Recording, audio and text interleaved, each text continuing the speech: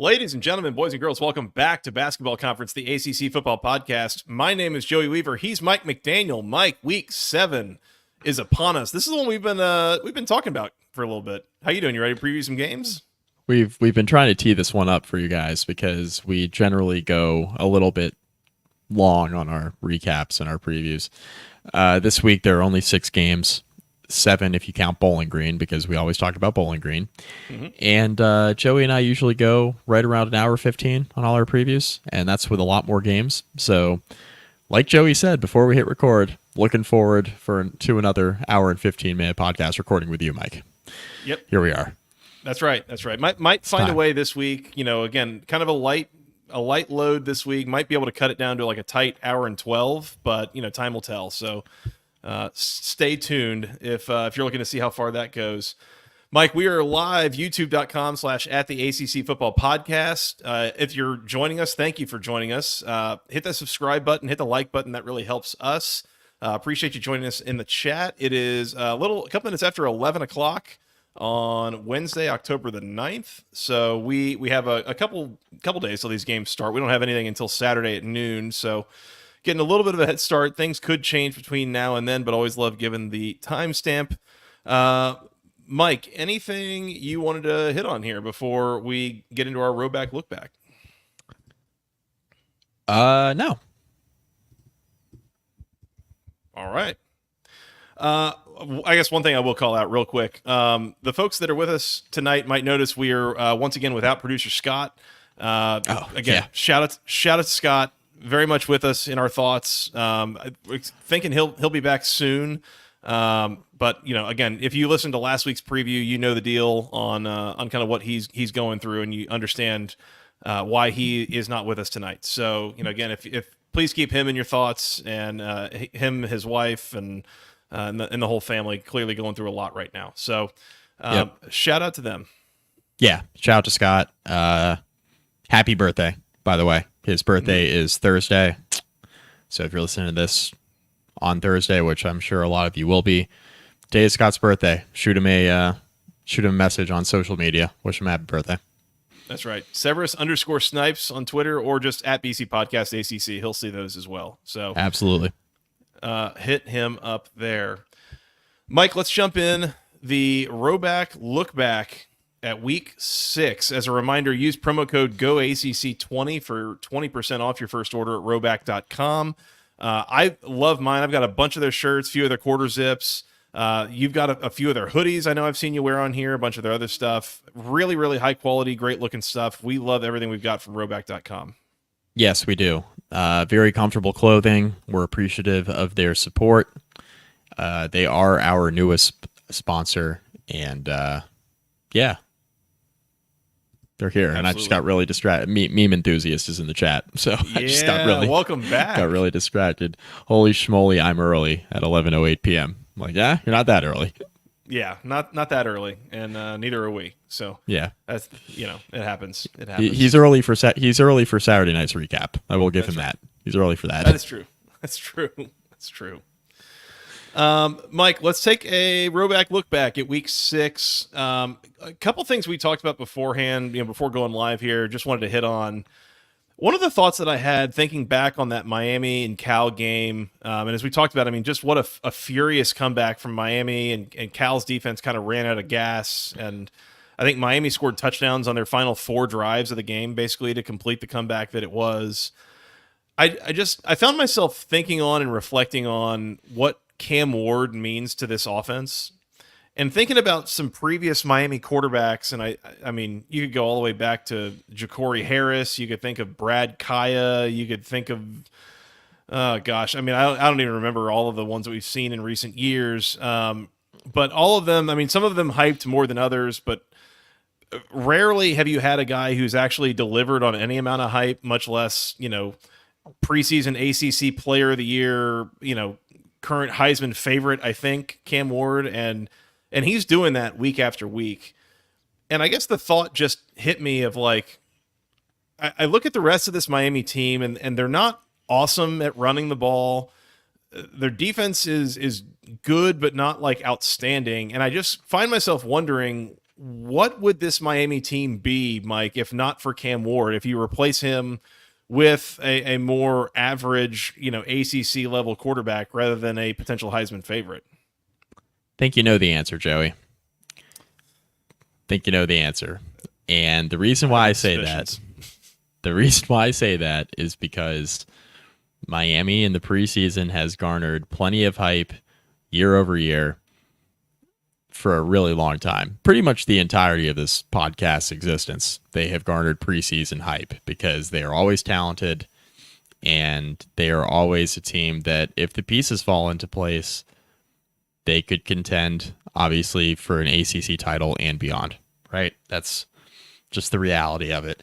Now, I think the one thing you and I have noted in the past is that, they might be like a quarterback short. They are not a quarterback short this year, and that's why they haven't lost a game yet. If they didn't have Cam Ward, they'd go like 7-5 because that's what they've done. That's what they've done without a Cam Ward. If you have a replacement level quarterback, that's what they've been. They've been really talented everywhere, and they've been lacking the difference maker at that position. Cam Ward is the difference maker at quarterback. We've said time and time again, especially over the last couple of weeks with how he's led Miami to second half comebacks, that man, oh man, he is really special when he needs to be. And Miami has not had this kind of guy under center in a very, very long time. That's why they're undefeated. That's why, going into a bye week, they haven't lost a game. They're a top 10 team, at least by ranking. Halfway there. That's right.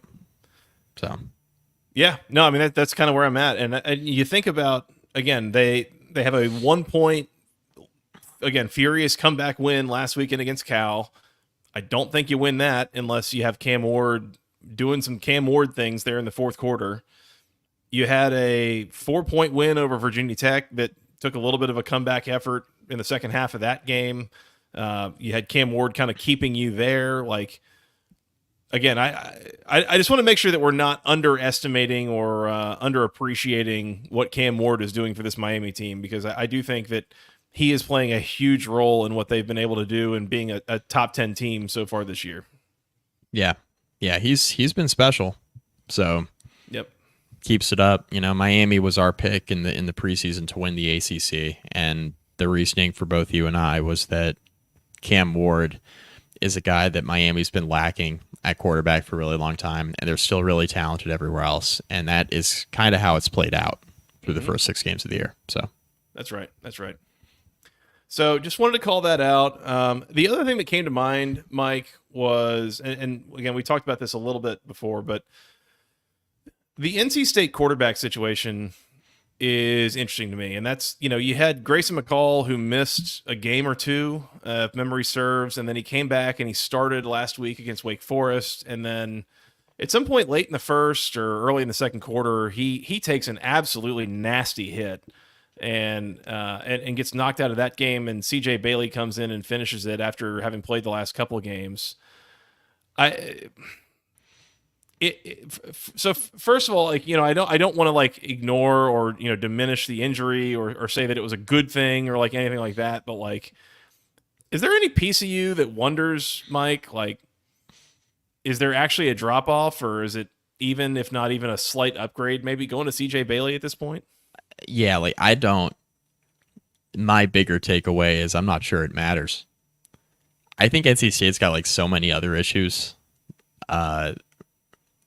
They've struggled to run it. They've struggled to get stops. They've struggled to take care of the football in the passing game. Mm-hmm. They just got a bunch of other issues. And originally I'm like, all right, well, maybe if they make a switch at quarterback, it wouldn't be the worst thing in the world. CJ Bailey is obviously a freshman. He takes his lumps, whatever.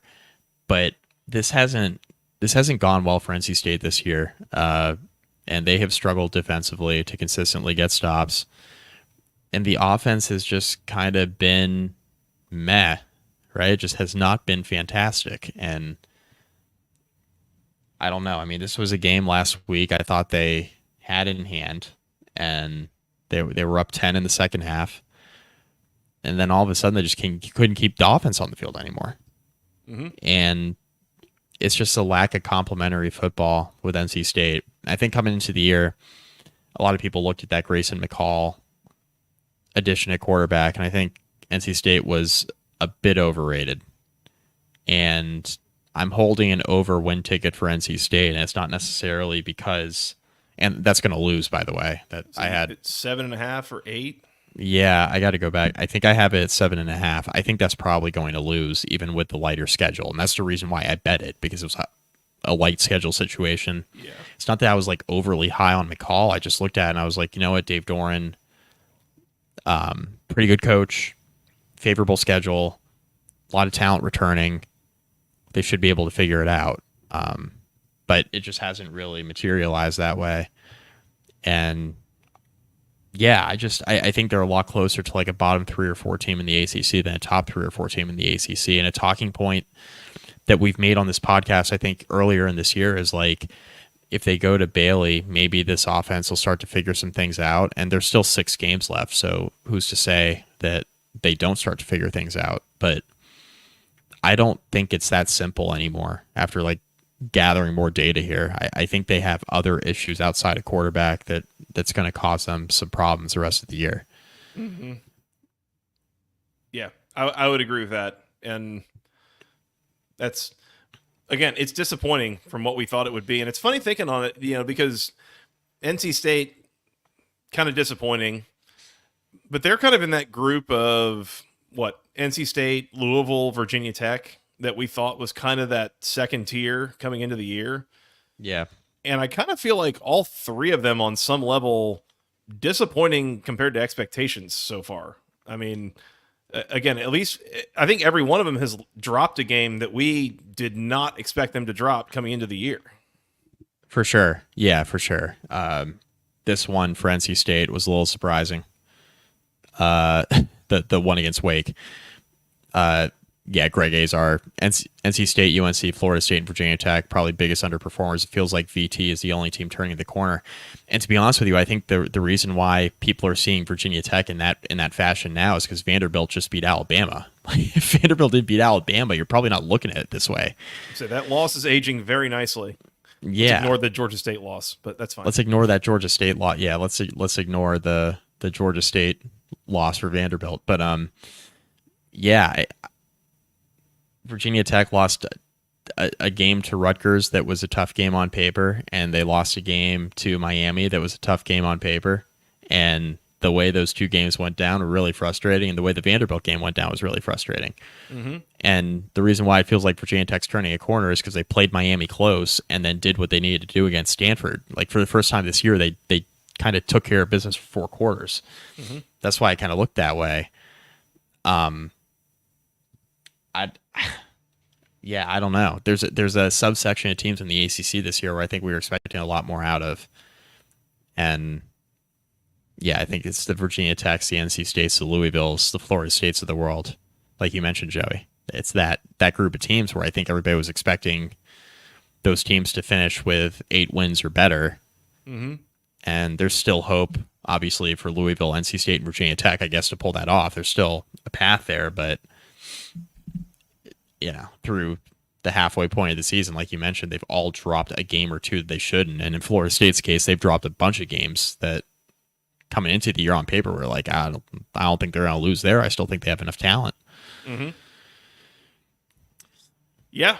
It's going to be interesting to watch for sure. Because, yeah, as you mentioned, I mean, again, Virginia Tech may be rounding into form. Louisville might, they've got an opportunity to pull it together, but a couple of these teams, they've got to show us something they haven't shown us yet. And, I mean, you mentioned Florida State. Like, Florida State's not making a bowl game, Mike. Like, right. This is going to be like a 4-8 at best season for Florida State, and I'm still struggling to find the 3 wins left on the schedule. Yeah. So, we'll keep an eye on that. But anyways. Will Secor, we had a question from Will Secor about my Georgia Tech win total ticket. Mm-hmm. Mm-hmm. I got it at over 4.5. But that was at minus 142, right? So I mean, it's not the greatest juice in the world, but yeah, I think that's going to cash. Obviously, feeling good about that.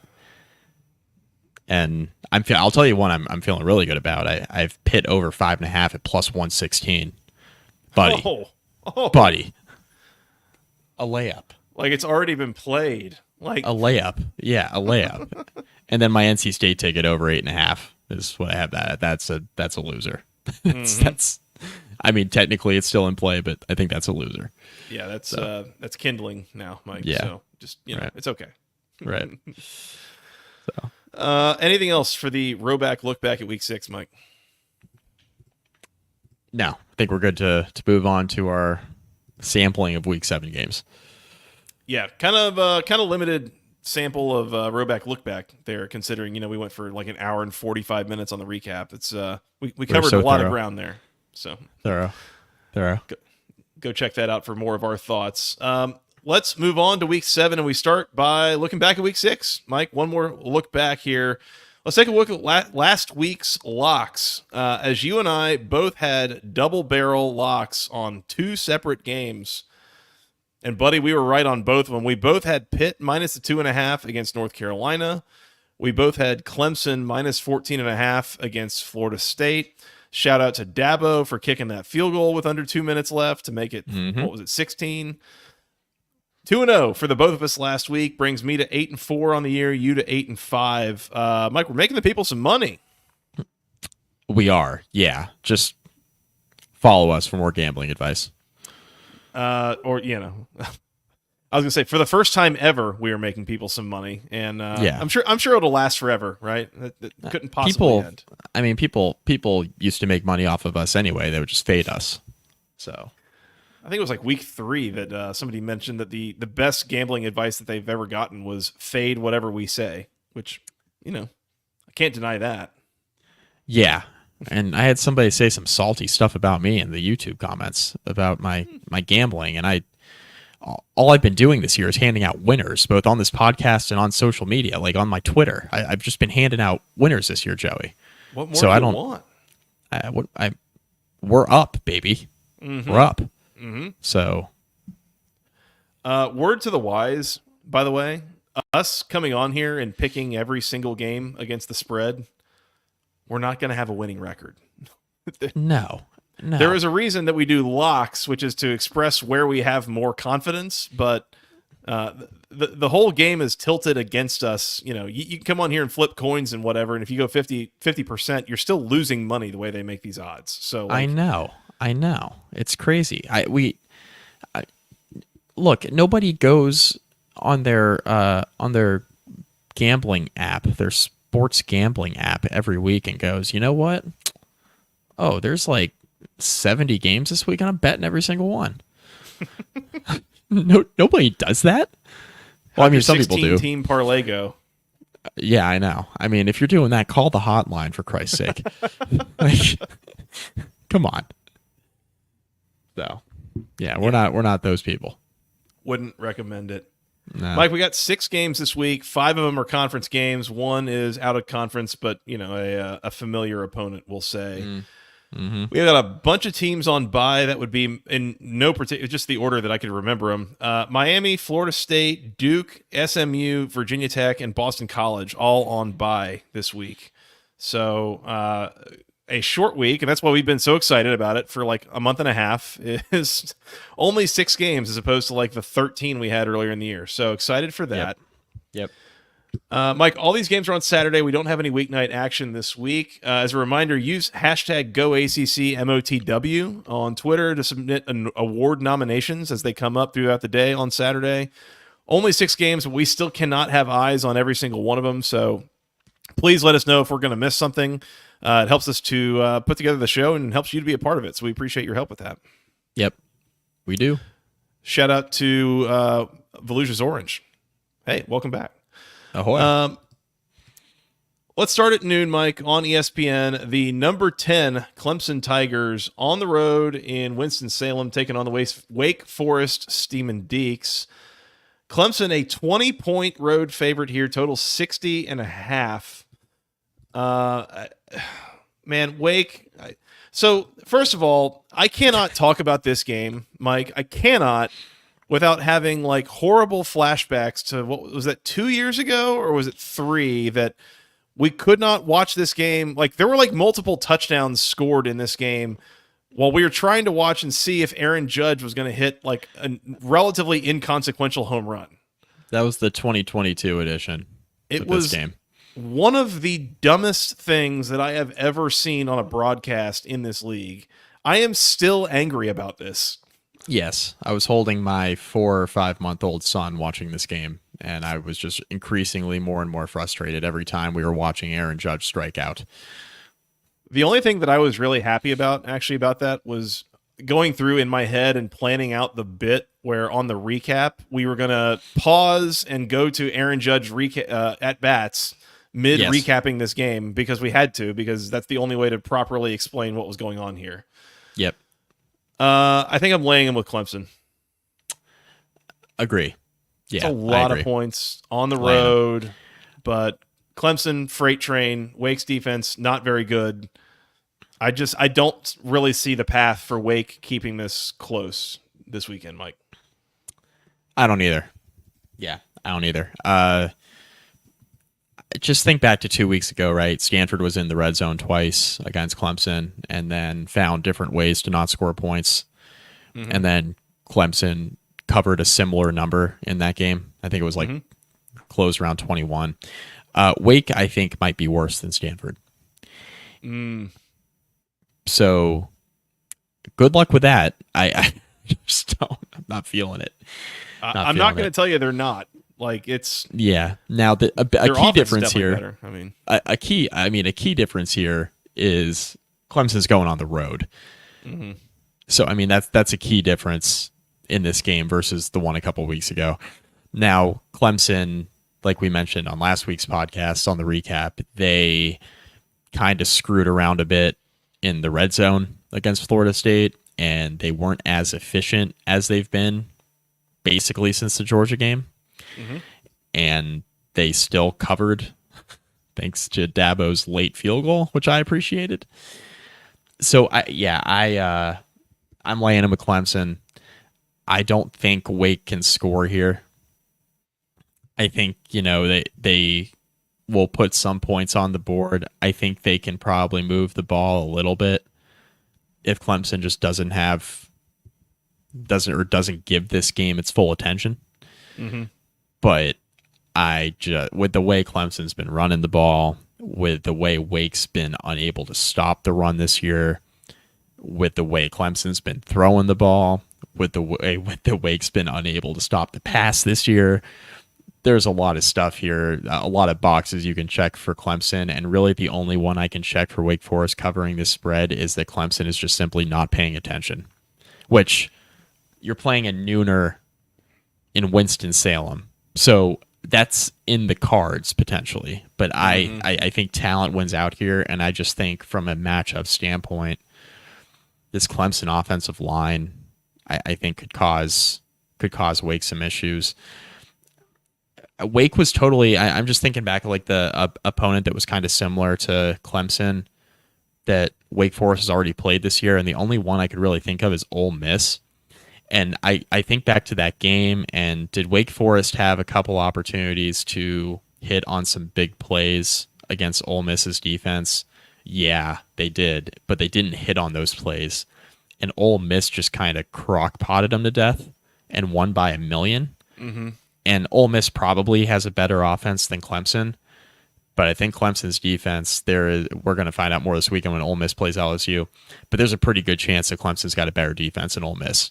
So I just don't. I'm not sure I love this matchup at all for Wake Forest outside of just like situationally, maybe Clemson is just, maybe they come out flat. Outside of that, I can't really point to a situation where Wake Forest is going to cover a spread. I mean, anytime a number is like this and this size, there's always a potential for a backdoor cover kind of late, and especially with a team like Clemson that you get into the fourth quarter with a big lead. Like Dabo is going to put in the second stringers. He is going to put in the walk-ons. Like, could you see him having a 38-6 lead in the fourth quarter and then Wake scores a couple touchdowns on Clemson's walk-ons? Like, yeah, I could see that, so it makes me nervous that big of a number. I'm going to pick the under here as well. I mean, total 60.5. I think there's a chance that Clemson calls off the dogs, and Wake's offense is just not able to score enough before then to really put this over the total. So 60.5, a little bit of a big number. I'll take the under and just assume that Clemson's not going to try to run it up on them. I'm going to join you there too. I mean, couldn't you see like 42-14 here? Completely, yeah. Yeah, and that's like a calling off of the dogs. Like Clemson's got no reason to run it up, and they still cover the number.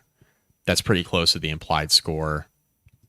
I could give or take a few points. Obviously, I could definitely see that. So, yeah, implied score here like 40, 41 to 20, something like that. Ish. Yeah, which. Wake getting to 20 sounds a little high scoring for me, but I won't tell you that they can't do it. Again, they move the ball here a little bit. Mm-hmm. So yeah, Clemson and the under for the both of us. You're not locking anything up here, though, are you, Mike? No, not gonna touch this one in terms of that. Fair I got enough. another one. I got my eye on. All right, fair enough. Let's move on. Also at noon on the CW. My Georgia Tech Yellow Jackets on the road, taking on the North Carolina Tar Heels. Georgia Tech, a 5-point road favorite on the CW at noon. Mike, I hate this game. I hate this. I have talked a big game about this since the preseason, and I got to tell you, I hate this so much because this is the part where my anxiety as a fan and my pessimism and my I've seen this happen too many times starts to kick in, and I'm like, they're going to crap the bed, aren't they? It's going to happen. Yeah. I picked Syracuse to win earlier this year, getting similar feelings about this one, not off of anything that I've read or seen this week, just purely the other shoe has to drop at some point, and it feels like it's here. Yeah, give me Carolina. Give me Carolina. This is not my lock this week. I will be betting this. Carolina plus. I saw it at plus 5.5. I'm hoping I can get a number in there. I did not lock this in today. Wanted to see if it got to 6. I'm just keeping an eye on it. I like it at 5.5. I like it at 5. I really like it at 6. So I'm keeping an eye on it. I do plan on betting this game this weekend. I do like Carolina. This is also a game that has a little bit of money line potential for Carolina. Wouldn't it just you were talking about the spread? Wouldn't it, Joey? Wouldn't it, like you mentioned, and you were alluding to this a little bit, wouldn't it just be like Georgia Tech to lose this game? Unfortunately. Wouldn't it be very Georgia Tech to lose this game? It 100% would. It 100% would. And that's before you even talk about the CW underdog situation, which it's just it leads itself. It's the natural joke. February that Mac Brown announced he was hiring Geoff Collins as a defensive coordinator, and for 8 months, 9 months since then, Georgia Tech fans licking their chops every time they get the idea of we get to go against a Geoff Collins defense. I've seen this movie before, Mike. Yeah. I feel like I know how this is going to end up, and not for any logical reasons. Anyways, please continue. Well, and I think the thing too is you don't have to squint that hard to see Carolina winning each of the last 2 weeks. They were right in that game against Pittsburgh, and they blew a 3-touchdown lead against Duke 2 weeks ago. Literally just do anything a little bit better in that Duke game in the second half, you're probably winning that game. And then if you got 2 stops against Pittsburgh, you might win that game. So you and I are both kind of in lockstep that neither one of us think Carolina's that good, and Mac should probably retire, all that stuff. We're in agreement there. And you got there a little bit earlier than I did this year. But also, with that said, they have enough talent to be in this type of game, because they've been in this type of game the last 2 weeks. It's Georgia Tech. I don't think Georgia Tech's as good as Pittsburgh, surprisingly. I think Pitt's exceeded expectations. I think Georgia Tech's been fine this year. It's nothing about that. I just think Pitt's been better. Mm-hmm. And then Duke, I think Georgia Tech obviously is better than Duke, and that played out on the field last week. So, but I think they're in that grouping. Like, they're all kind of in that grouping if you look at kind of the last few opponents that Carolina's played. So, like, I think this is a game that Carolina can absolutely win. But even better, I like them at +5. You know, can you keep it within the margin? I think you can here. Really like it if it gets to 6. I'll bet it at 5. Inside 5, we'll see. But I am on Carolina here. And it's just it's a vibes game. I think Carolina is a little bit due. I think Georgia Tech, somehow we're still trying to figure something out about Georgia Tech. I don't think anybody knows if Georgia Tech's good or bad, or they're just fine. They're probably just fine. And just based on who they've played, who they've beaten, who they've lost to, I think they're probably fine. And could Carolina close a game against a fine team? Because they haven't really done that yet, but they've been in a couple of these. So I like Carolina +5 for those reasons. I'd sprinkle it on the money line with Carolina. I do think ultimately Georgia Tech wins this game. I will probably won't be betting money line. Probably just be betting spread here. I think Georgia Tech probably escapes with a win here. I think they better be careful, and we'll see what happens. So. Yep. Carolina +5. Couple things here. Bill Connolly's SP Plus has North Carolina winning this game by 1. Oh, that's good. That feels good, huh? Oh yeah, like a warm blanket, Mike. Love it. Love it. Jeez. Has Carolina favored, so that's great. I will mention Brent Key 2-0 against North Carolina, including one of his games as an interim. Mac Brown 2.0. 1-3 against Georgia Tech. Has not had a good time, including, again, an interim Brent Key, and one of Geoff Collins' teams beat Mac Brown, for what that's worth. I'll also mention 4 of the last 5 games in this series have featured over 60 points. So I think on that principle alone, I'm just going to take the over. Like this, and this is a bit of a different North Carolina team, I think, than has been involved in the last few games. But I'm just going to ride that and say over here. Yeah. I think this gets a little shootouty. And I mean, you said 3 points or something, or Tech wins close. And the first score that came to mind was 31-28. And now I'm looking at 59.5. I'm like, actually, maybe, I don't know. But let's say it gets into the 30s. Well, no, I like the over because I'm going to join you there. I like the over because Carolina's defense, I do think, is a little bit better this year than it's been, but it's not that good, and Georgia Tech can still score. And then on the other side, we had a comment, and I forget who made it on the recap that we record on Sunday night. We had a comment that said, Georgia Tech's defense has really stepped up and played better against the run. But they also haven't faced Amari and Hampton yet. I think he's going to run a little bit. Like, if they bottle him up, hats off. And Georgia Tech, by the way, probably going to win this game comfortably, by the way, if they stop Amari and Hampton. Yeah, I mean, at that point, what does UNC have on offense? I mean, that's where I'm at. Like, I haven't seen enough out of their passing game of Criswell to think that they're going to cover a spread if Amari and Hampton shut down. And that would be really impressive for Georgia Tech. And that's the path for Georgia Tech covering here. So, I mean, last 2 weeks combined against Duke and Pittsburgh, Hampton has 209 yards, but that's on 52 carries. And he only has 1 touchdown the last couple weeks. Yeah. Now he has, 7 catches for 66 yards as well. So he's adding in the passing game as well. But it's not like, I mean, nobody's mistaking Amari and Hampton right now for Ashton Genty at Boise State, right? Like, who's averaging 9 yards per carry, who's averaging like 8 or 9 yards per carry against like an 8-man box. Against the 8-man box. Sick. Yeah. It's ridiculous. Absolutely disgusting. Absolutely ridiculous. It's not been just like some ridiculous Amari and Hampton show so far in Chapel Hill. So, and Georgia Tech looked good against the run against Duke last week. So we'll see if you can keep that up. Right. There's just things going on here that I just feel like we're getting a little too high on the horse for Georgia Tech so far for the level of consistency that they haven't shown us from week to week yet. Bingo. Yep. Bingo. North Carolina, again, you've lost 3 in a row. Gotta have it spot, and they haven't quit yet on Mac Brown. Nope. So give me Carolina at least to cover. I'm with you. I would absolutely be on Carolina outright here.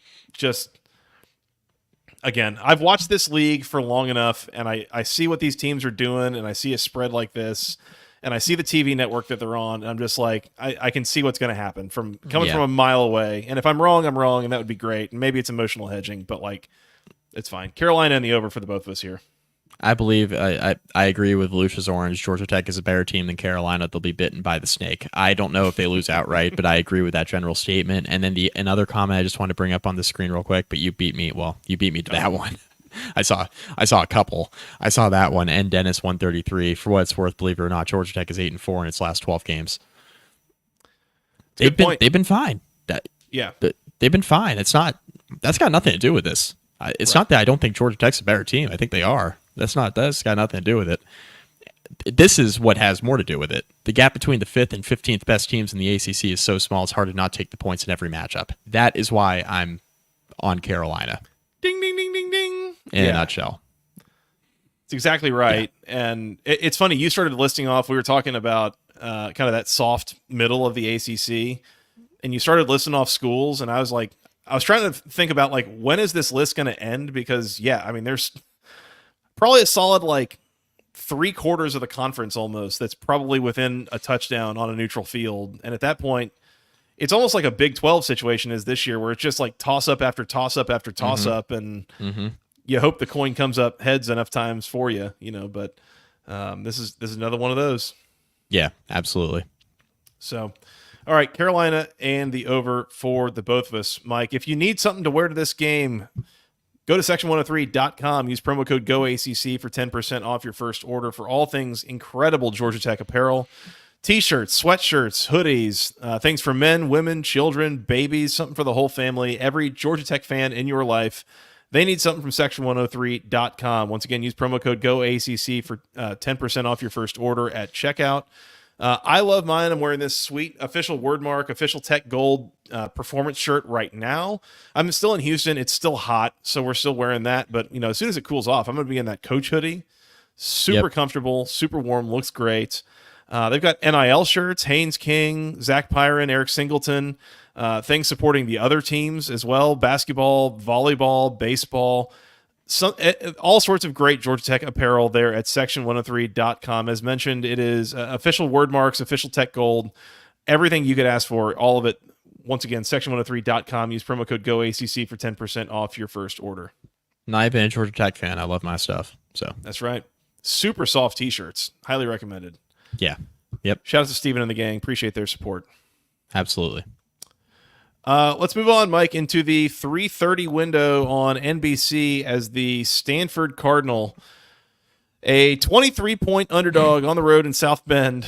Look at the total. Number 11 Notre Dame Fighting Irish. Total, as you mentioned, 45.5. So we're saying what? Implied score here, quick math, 23, 30, 35 to 12? 35-12, too many. 34 to 11. 34 to 11 gets you at 45. My God. Stanford, I think as a whole, better than they were last year. Yeah. If they don't have Ashton Daniels at quarterback, and it's not looking like they do, it is a bleak situation. Mike, it is. Palo Alto. It is. We are laying them with the Irish. Lock it up. Yep. Lock it up. You better lock it up. No, you lock it up. Lock it up. Lock it up. Lock it up. We going double barrel here? We might have to. I'm like running out of things that I'm interested in locking this week. Join me, Joey. Join me. Short slate and a lot of pretty decent numbers.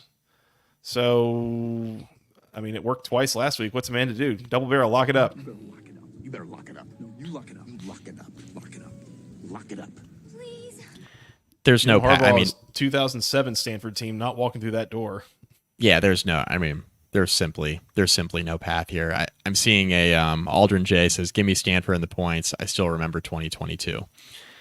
I mean, fine. Notre Dame also much different quarterback situation here than in 2022. Much different. Not year one under Freeman. This is look, I just watched the Stanford team for 4 quarters last week. If they do not have Ashton Daniels, and we know Ashton Daniels is not very proficient through the air, but man, Justin Lamson is not very proficient through the air or on the run. This is, and great point. And Dennis 133, Lamson prediction for volume shooter of the week award. And you know what? Get that shot off early, because that is a great early pick. There's no I don't see the path here for Stanford. Notre Dame's defense, I mean, this is a top 10 to 12 unit in the country defensively. I don't know how Stanford moves the ball here. On the other side,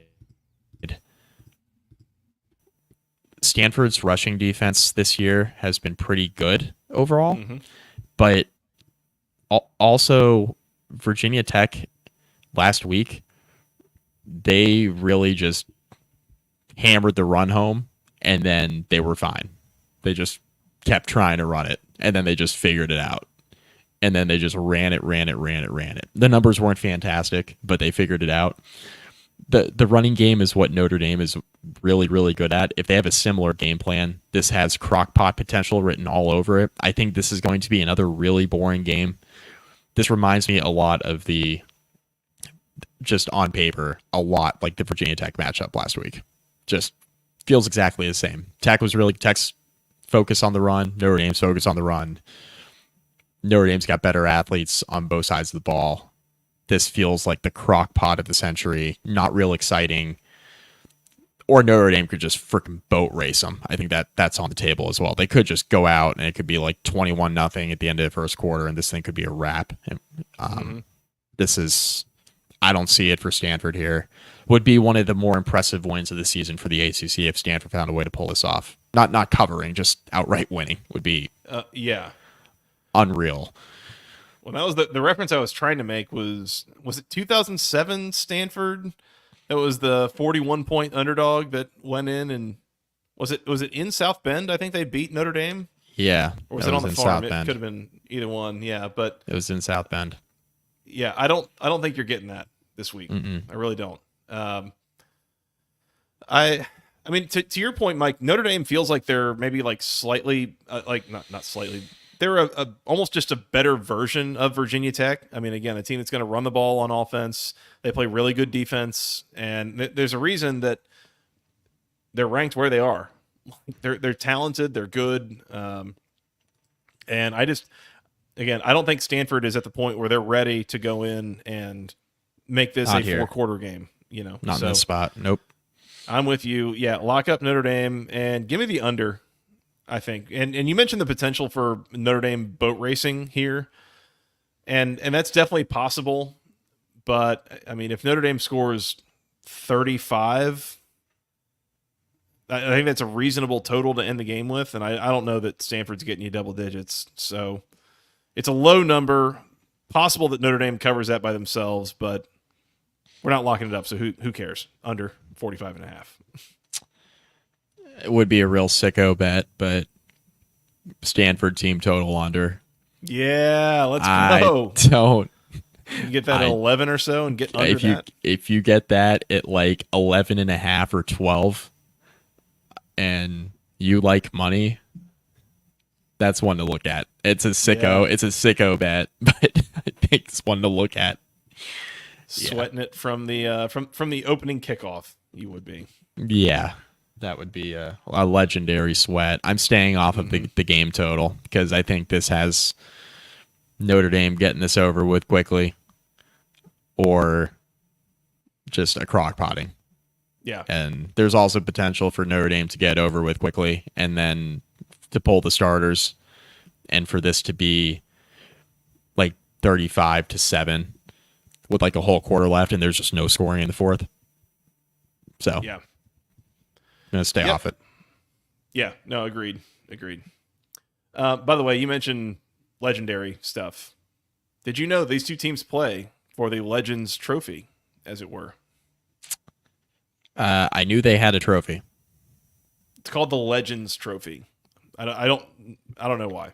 I'm sure there's a reason, but I don't know enough about Stanford Notre Dame lore to be able to tell you. There have been some weird ones in this matchup, but I don't see it. I don't see it with Stanford with the backup quarterback. Do not see it. I completely agree. Completely agree. Might feel a little different if we were to find out something about Ashton Daniels coming back before this game, but as of now, we don't. So then that's probably only worth like a field goal. Yeah. I'd feel less confident in Notre Dame covering that number too, though. Like, I think Stanford has more ways at that point to find a way to kind of make it competitive, make it close. So, yeah, just something to think about if some sort of news were to come out. But anyways, all right, Notre Dame over under 10 over under 10 passes completed for Lamson here. I'll say under just barely. I think it gets to like 9. Disgusting. Yeah, at some point you're gonna have to force like some screens or just some sort of easy like automatic completions and hope that he can at least hit those, which not a guarantee. Not against those corners. Definitely not. All right, Notre Dame locked up for the both of us and under for me. Also at 3:30 p.m., Mike, on ESPN, the Cal Golden Bears on the road in the venue formerly known as Heinz Field, taking on the number 22 Pitt Panthers. Pitt, a 3-point home favorite, totals 58.5. Mike, Pitt, a 3-point favorite. This line stinks. It does stink. What is this? Can someone explain this to me? Why is this line what it is? Why is the total 58.5? Cal, it's a little high. Yeah, Cal cannot move the ball. They hit like 4 or 5 explosive plays last week that are not repeatable. And got a defensive score, by the way. That is just not repeatable. How many points is Pittsburgh scoring here? This is crazy. Nothing about this makes sense. Yeah. I was gonna say I might be the town fool here for falling for this. But yeah. It's got to be Pitt, right? Like, just lay a short number. Again, I'm going to feel like an idiot when we come in here on the recap and Cal wins this game by 10 somehow. But, like, I don't know. I can't figure out why a ranked Pitt at home with Cal coming across the country off of a huge letdown spot. Why is Pitt only favored by 3? That's what I can't figure out. It objectively does not make sense to me. Feels like Vegas is telling me to take Cal. I'm going to be the town fool, and I'll take Pittsburgh. Aldrin J, 58.5 is insane. Agree. Mm-hmm. It is insane. That is my takeaway here. It is that is a crazy number. I'm on the under. The only way that this stays within a 3-point spread is if it gets to that total. That is crazy. Mm-hmm. Crazy to me. So you're telling me that Cal is going to hit on all these explosives again against a Pittsburgh defense that's been pretty decent this year? We're just going to... I mean, it's not Pat Narduzzi's best defense. Like, I think we've mentioned that. It's not his best defense, but that Pitt offense can score. How many... The algorithm's the only explanation. Can Pitt solve the algorithm? It's pretty good. Pretty good. It's pretty good. Tonight. It is. Thank you, everybody, for tuning in and participating here. Mm-hmm. I did this last week with Pitt. I laid a short number on the road in Chapel Hill. I think I'm just going to lay a short number with Pitt at home. I just think they're the better team, but no part of this would surprise me if Cal goes in and wins outright, and we're going to sit here Saturday night just like, okay. Who the hell knows? We kind of saw this coming, but laid the points anyway. Mm-hmm. The line stinks. I don't get it, and I don't get the total at all. I'm on the under as well. If I'm just gonna lay him with Pitt on a short number, I'm gonna bet the under, because there's nothing that Cal did last week that's repeatable week over week. Nothing. They hit 4 crazy explosive plays. They had the defensive score. That's not going to happen week over week, and I don't think it's going to happen with Pitt's offense and Eli Holstein, who I will say has had a couple questionable turnovers. Like, he's a freshman. He'll throw you the ball, but also over 4 quarters, man. I don't see a way that Pitt turns it over enough to, like, we're talking like short fields with Cal here. I don't see it, man. I don't see it. No way.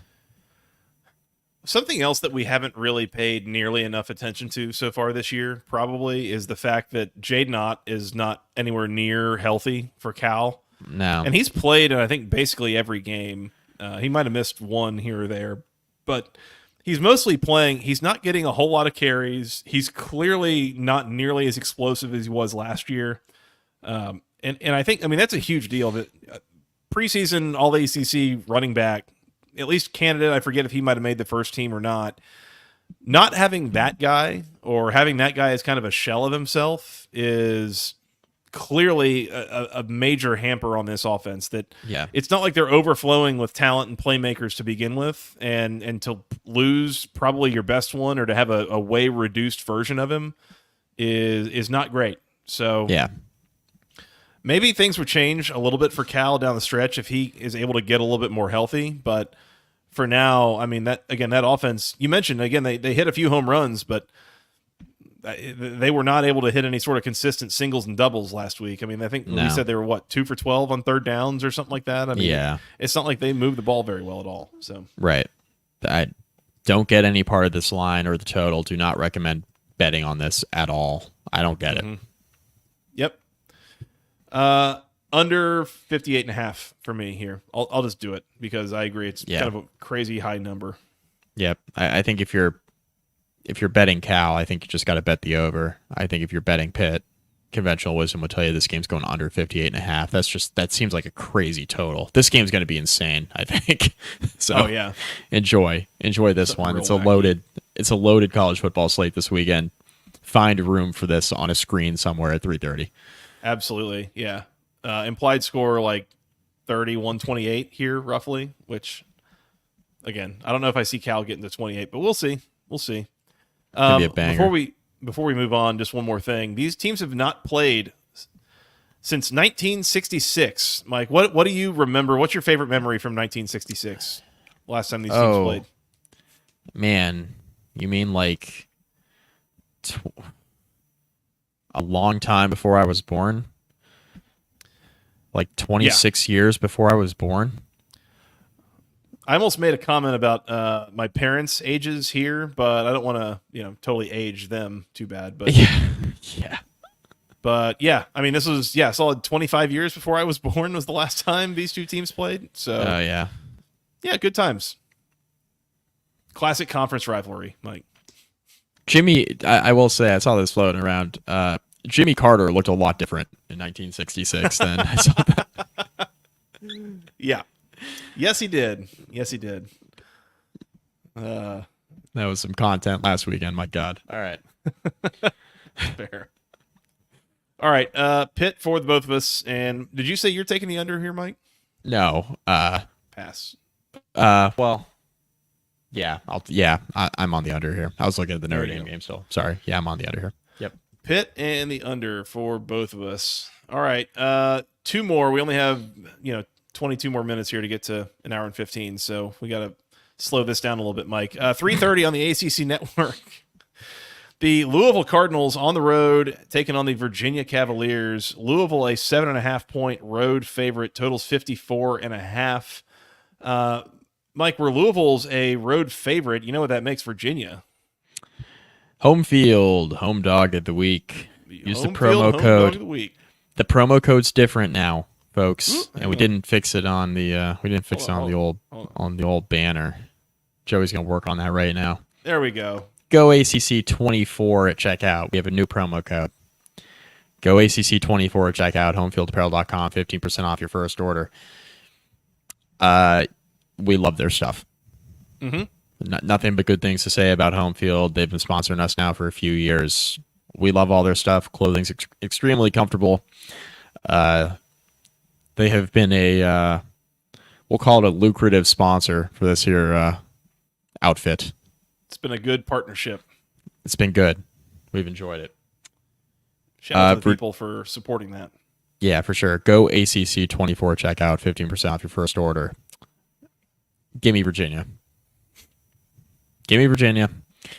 This is a lot like a lot of the reasoning here is the same as the reasoning I used for the Carolina Georgia Tech game.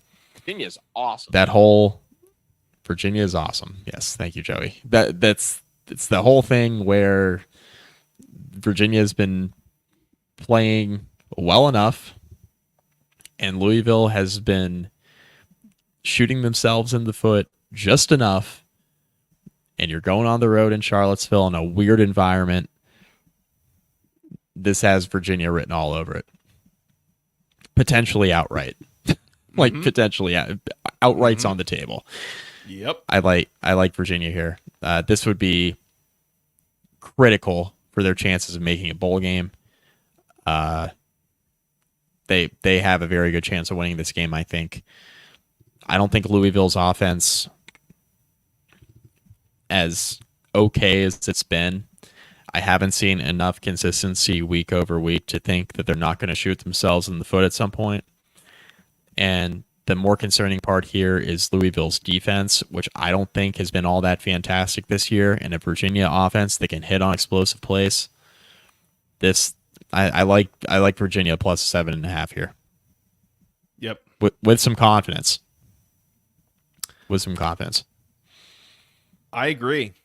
Oh, I agree. And I'm with you that this is also worth a money line sprinkle here. That I could see Virginia winning this game on the field. I mean, this has been so Louisville. I think this is like one of their consistent games that they've played. You know, they were in the Atlantic. Virginia was in the Coastal, but I think this was the cross division rivalry that Louisville is playing every year. And them going to Charlottesville playing this game has had some like wonky, uncomfortable results where they haven't always lost, but like a lot of games that were way closer than they should have been, and kind of a mild House of Horrors situation for the Cardinals. And I look at this. Louisville's coming off 2 straight losses. We talk about the sloppiness. By the way, not only that, let down look ahead spot, because you know who's coming to Louisville next weekend? that would be the Miami Hurricanes, Joey. That would be the Miami Hurricanes. So, and it's hard to look ahead when you've lost 2 in a row, but, you know, maybe you can't help it. I don't know. Got to have it spot for Louisville. And yet, in Charlottesville, Virginia, I think quietly, like, not that bad. Like, building a little better than they have been. And, you know, they had a little bit of a slow start, I think, last week against Boston College, but again, had a pretty furious fourth quarter, able to find a way to win. Give me the Cavs. Give me the Who's. I think Virginia at least keeps this close. They might win this game on the field. Like, that's on the table. There's something's a little off about this Louisville team. Yeah. And just kind of not only like what I expected from an output and results standpoint, but also just from the eye test and what it's telling me about the way that they execute or don't. Yeah. Little different defensively this year. Mm-hmm. Is what I would say would be the key difference. Yeah. Yep. So I'll take the 7.5 with Virginia, and nervous for my Cardinals to see if they can get that done, because I'm not so sure they will. But we'll see. If you got Virginia at 4.5 on a win total, this could bring you home. I think it would. They're 4-1, right? They're 4-1. This would bring you home. So, yeah, this is how you get gives them a shot at bowl eligibility. I was going to say this is how you get to a bowl game. You steal one, and I don't think either one of us would be shocked if this is one that they steal. Yep. No, definitely not. Definitely not. All right. Virginia for the both of us. Totals 54.5. Pass. No, thank you. Yep. Yeah, no opinions there. All right, Mike. Last one. 8 o'clock. ACC Network. The Syracuse Orange on the road, taking on the NC State Wolfpack. Syracuse is a 4.5-point road favorite. Totals 53.5. I'm not going to say this line stinks as much as the Cal Pitt line does. Yeah. But it does have a little bit of a funk to it of like, I feel like Syracuse should be favored by more than 4.5 against NC State. I realize it's a road game, but like, What is this saying about NC State, or what does this say about Syracuse that this line is as small as it is? Yeah, give me NC State here. Night game in Raleigh, really tough place to go play. Fan base, I think, is still invested, even though it's kind of been a little bit of a disappointing year to date. I said all this stuff about NC State at the beginning of this podcast, and I stand by it, that I think Syracuse is not quite as good as maybe we thought in September. And you're traveling on the road here. You're getting more than a field goal. I think NC State can figure this out here. Potentially outright. This is a weird spot. NC State's been bad, and you talked about this line. I think Syracuse, with how the two teams have looked so far this year, I think Syracuse should be like a touchdown favorite. Mm-hmm. And they're not. And I think NC State might have more talent. So I don't know. And the key thing to watch here is, how does NC State hold up against the Syracuse running game? You know, can they bottle up Quinn Allen a little bit? If they can, and you make Kyle McCord throw, he's been a little bit of a mixed bag in the last few weeks. Like, he's been okay. Not quite as efficient as he looked the first few games of the year, and he'll probably throw you the ball a opponents have looked times. a little bit different. But if he throws you the ball a couple times, I mean, you're at home, a couple short fields. You don't have to squint that hard to see NC State here. Yeah, I'm going with the Wolfpack. I can't in good conscience trust this Syracuse team with what I've seen. It's been kind of a little bit of a Jekyll and Hyde team. And Dennis, higher total, the game over under of 53.5 or McCord pass attempts. If McCord throws the ball more than 53 times in this football game, I think NC State should like their chances. And yet it's like, you know, you talk about, can NC State stop LaQuinn Allen? It's not like Syracuse has run the ball well against almost anyone they've played so far. Like, the whole thing has kind of been built on the arm of McCord, for better or worse. And so it's like, there's a piece of me that wonders, like, does it even matter? Can they stop LaQuinn Allen? Like, they don't have to be that good to stop him. And at that point, you're just playing the game we thought you were going to play of, can you disrupt their passing game? It's fall break at NC State. Andrew Lilly just pointed out. Does that matter? Like, do kids go home for fall break? Like, do people do that? At Georgia Tech they did. Oh, yeah. Oh, did there they? were a number of, like, Duke games in, like, mid-October that the student section was, like, half empty because they couldn't help themselves but play a home game on fall break, and just nobody's there, and they've all gone to the beach or they've gone home or whatever. And like, bit of a sticking point when I was there for sure. Yeah. This is a really random ACC game. Extremely, yeah. Andrew Lilly, by the way, also, Syracuse needs to prove they can play a game without getting multiple kicks blocked. Yeah, good point. That's fair. That's actually probably the best point that I've seen and that I could think about for why this spread is what it is you might be cooking in a couple points for, like, probability that Syracuse is going to give up a cheap touchdown on special teams nonsense, basically, because that has been a consistent theme so far. I'm going to lay them with Syracuse. I had it marked on the sheet that I was going to lock it up, but I think you and everyone else has talked me out of it, that I absolutely cannot trust Syracuse to win. You know, certainly a line more than 3. I think if this were like 2.5, I'd be like, okay, that's, we'll figure it out. That's fine. And that's the pit line last week. Exactly. On the road. You know? Exactly. Yeah. And I would feel okay about that, but at 4.5, there is just too many things that could go wrong that I will not be locking this up. But I'm going to continue to kind of ride Syracuse the way that I have. And like you said, I mean, I think we were kind of high on Syracuse coming off the Georgia Tech game, but I don't know that we've really seen them play quite like that since. Agree. And some of that might speak to what Georgia Tech is or isn't, but some of it might also just be that they came out super hot in that game, and they're just not going to do that every week. I don't know. that Syracuse defense looked awfully suspect against a UNLV offense that is kind of a one-trick pony. Awfully suspect. So, one more. How many tricks does the NC State pony have, by the way? Not very many, in my opinion. Not very many.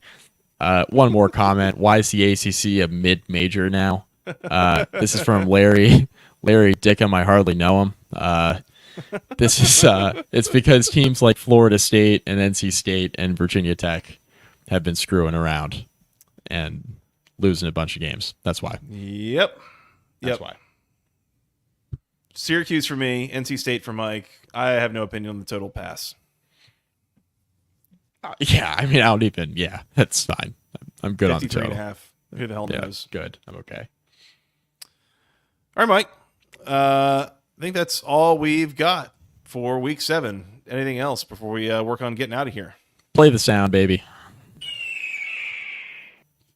Oh, baby, you know we got one more. Bowling Green at home, taking on the Northern Illinois Huskies. For what it's worth, this is like the 3rd or if not 4th straight week. I think they've been at 3:30 on ESPN Plus. So this is just the defined MAC Saturday afternoon spot is go stream it at 3:30. Bowling Green's 3-point favorite at home. Getting some run out of that streaming subscription. Got to do it. 47.5 is the total. Huskies.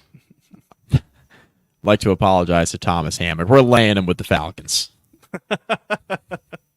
Because I am invested. In a Bowling Green win total, and they cannot lose this game. So that's why we're laying them. Yeah. Gotta have it spot for Mike's win total ticket. Gotta have it. Was feeling a lot better about this in September. Gotta have it. So good there for a minute, and then it wasn't. When you start playing Big Ten teams close on the road, you start feeling really good, and then you remember that you have to play like your conference schedule on ESPN Plus. And then you're like, oh yeah, that's right. Yep. We're actually not that good. Okay. Yep. So, all right. Well, Falcons there for Mike, and I can be the villain. I'll take the Huskies and just, ride with that. That's fine. Will Secor on the over, 47.5. Overs in the 40s. Wow. Overs in the 40s for my shorties in some midday action. So, what a gross bet that would be. That's noted high scoring league, the MAC. Look, as somebody, I'm telling you, if you're betting this game, maybe call the hotline. But I also bet Charlotte and Rice a few weeks back, so maybe I should take my own advice. That bet hit, by the way. I bet the under and it hit. I don't care. I'm a sicko. My own advice. Yeah, I'm a sicko. That's right. All right, Mike, let's work on getting out of here. Let's take a look back at our locks. You and I both had Notre Dame minus 23 at home against Stanford. What could possibly go wrong? And then because I feel guilty only having one lock, and I told you I thought about locking up Syracuse. I'm not going to do it. Again, I'm going to be the town idiot, and I'm just going to lock up Pittsburgh minus the 3 against Cal. Let's do it.